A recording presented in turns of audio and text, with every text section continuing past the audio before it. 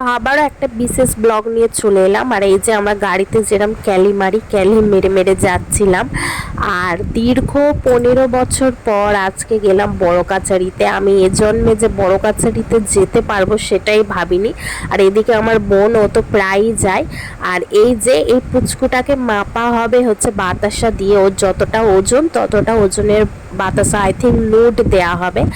আর আমরা যে পুচকুটার বড় কাছারিতে গিয়েছিলাম তাকে ফুল দিয়ে মাপা হয়েছে। আর এই যে সব টাগলু টাগলু বাচ্চারা সব ন্যাড়া হয়ে গেছে। আর এই যে দেখো, এটাতে পালকি করে একটা বাচ্চাকে নিয়ে যাচ্ছে, সে রিল্যাক্সে ঘুমোচ্ছে। তারপরে আমরা একটু হেঁটে হেঁটে গেলাম। আমার বোন বলল চ, এখানে ফুচকা খুবই ভালো খেতে, কারণ ও এখানে রোজ আসে, ও এখানেরই গাছে বসে থাকে।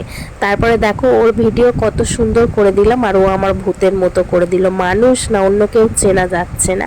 আর এই যে এইটা হলো মেন ওখানকার